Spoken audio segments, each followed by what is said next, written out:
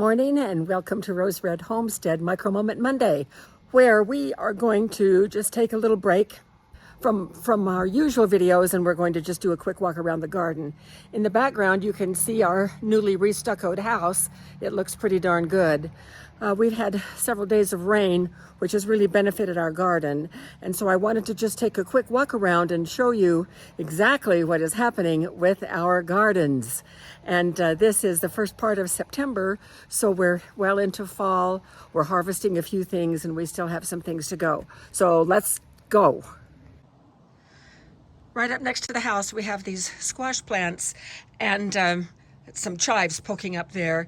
And you can see that the stucco folks splash some of their stucco on the leaves of this squash. And it's killing those particular leaves. But the rest of it is doing just fine. And looks like we have a pretty good zucchini coming along there.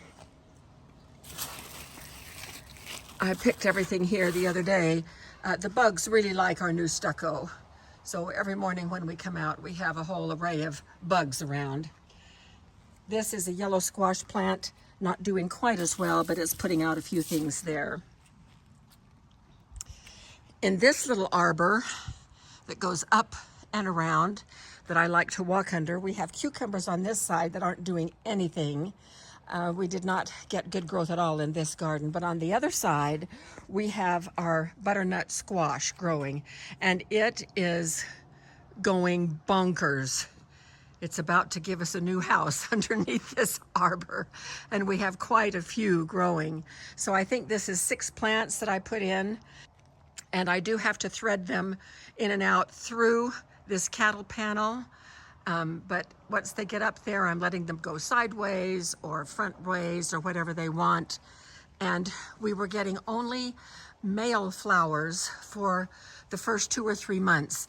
As you all know, squash plants put out both male and female flowers, and they will not put out female flowers until they've determined that they have the resources necessary to grow squash. So this is a male flower right here. We are out here when the bees are usually here, but it has been raining. Here is another male flower. Male flowers have a straight stem and not showing any fruit. Female flowers, if I can find one, which I'm not sure that I have any going right now, but female flowers have a little fruit attached to the base.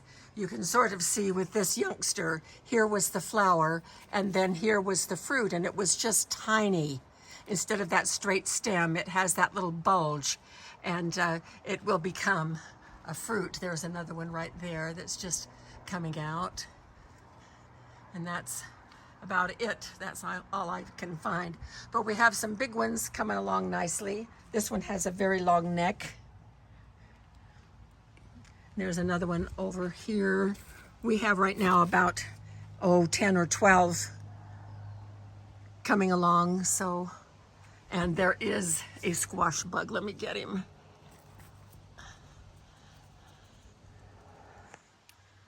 Okay. Over here in this little archway, we have tomatoes on both sides. These are both cherry tomatoes and very, very prolific. And then walking through to the other two, we have squash here. I killed about 50 squash bugs here day before yesterday. And then I have some cantaloupe here, but the cantaloupe isn't doing anything. All right, let's head out to the fruit trees. We just cleaned up all of the fallen apples under this tree like yesterday or the day before. We've had 2 days of rain and wind, and all of these have knocked off. So this tree is just about done with bearing. I've done batch after batch of dehydrated apples. There are still a few left. I did apple pie filling as well. This is one of our fruit tree gills. You can tell it's the end of the season. Everything is just a little overgrown. We have bee balm in front. The red berries Across the way are goji berries. This is catmint. Catmint blooms all season long and the bees just love it. And here is a little peach tree. It's 3 years old. We got, I think, about 7 luscious, huge peaches from this tree this year. It was wonderful. This is our next fruit tree guild.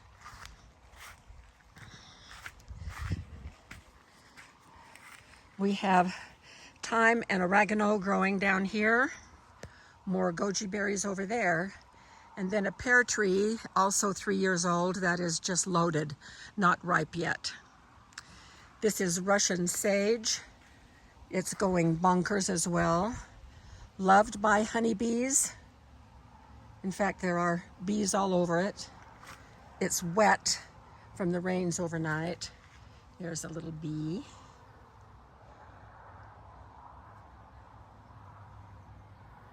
Doing her thing. Lots of bees. We like to attract pollinators over here where the fruit trees are. More catmint right here. And this is our Granny Smith tree. Granny Smith apples are not quite ripe, and it is so loaded we need to prop up those branches. Underneath over there is some fennel. And this is lemongrass that has reproduced itself beautifully this year. More catmint hiding there. I love these fruit tree guilds. This has probably been the most successful thing that we have done on our property, building these guilds, and I will link a couple of videos on how we did that. Looks like we have some stray asparagus there. And this is comfrey, our comfrey plant that comes back every single year, which is great. More fennel right here. This is a very small guild. It looks like a pear tree. And it has, yay, 1 pear. Kind of taxing this tree. And this is bee balm. This is my all-time favorite apple tree. Also dropped a lot of apples overnight. We have maybe a half a dozen apples left on this tree. They're really good eating apples. Usually the birds get to them before I do. Oh, look at this. Oh, I will enjoy this for breakfast this morning.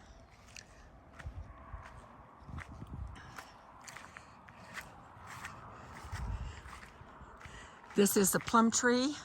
We've planted a little guild underneath it. We have clover going right there. More bee balm.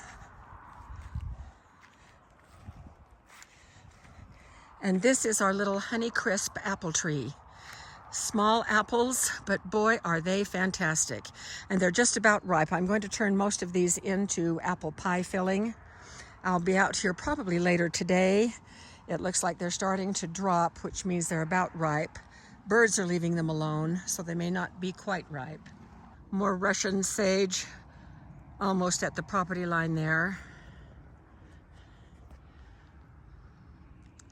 The rains this year have made everything very, very green, so it's quite nice. In the distance, you can see that one tall fence post.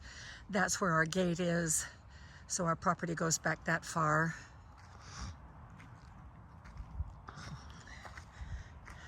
And the back of the house with the Vigo Gardens.